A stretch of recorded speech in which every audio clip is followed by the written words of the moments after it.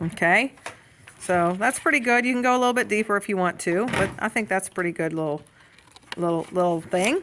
And so now what you do is you want to open your scissor and you just scrape. And so because our cardstock has that white core, when you scrape it, it's going to show that white core and rough up those edges. So you want to do that to all the paper that's laying down on this kit, except for I did not do it on my actual green mats. And maybe you should, but I didn't. I think it was more because I kind of forgot. So once you have that edged,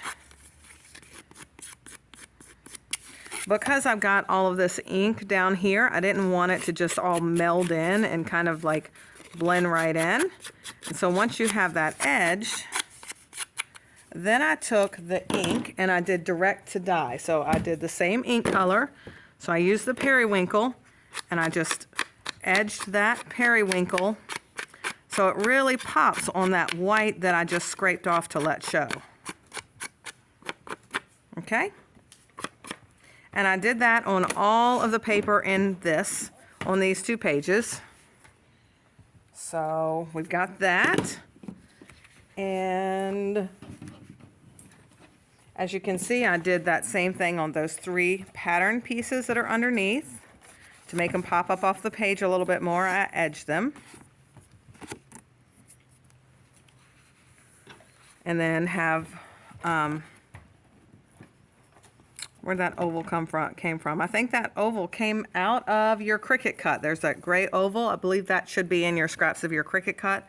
But I used that gray oval and a pink heart to be like the centerpiece to build my cluster on top of. So I just used that key, the crown, and the word lovely day. And then just used some arrows and some of the little Dumaflatchis down here. And same thing over here.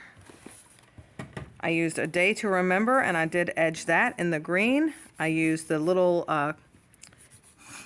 journaling piece right underneath of it. And just the rest of our little doodads to decorate. So 2 more hearts up there.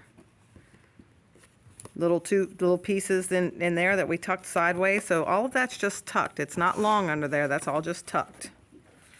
So that's our day to remember sticker. And then the last 2 pages is what I was just showing you with our masterboard, where it just got all cut up. And I had the 3-inch piece on this side, and then I had a 1-inch piece that was actually tucked under. That is tucked under a little bit. And I've got our mulberry, and I built on top of that mulberry. And then I had my 3 3x3 pictures, and I alternated those 3 squares right there, and then my 2-inch piece over here on the side, and it just made something kind of fun. My 5x7 journaling, I actually have this up on foam dots, but then so these don't fall all the way under, I made sure to put a stopper of foam tape right like at the bottom. So before I put it together, just flip that over and tuck those in and make sure that they're not going to go too deep down in the pocket, and put your stopper underneath of there so that when you lay that down, and then you have to have another piece of foam tape here so that it's firm all the way around. But I have foam tape underneath, like, or you can't see it from the side, but I have foam tape like here, and then down each side so that those 2 pockets can fit underneath. So I can have more photos and journaling. Okay, so that's it. If you have any questions, please give me a shout. Okay, bye. Happy scrapping.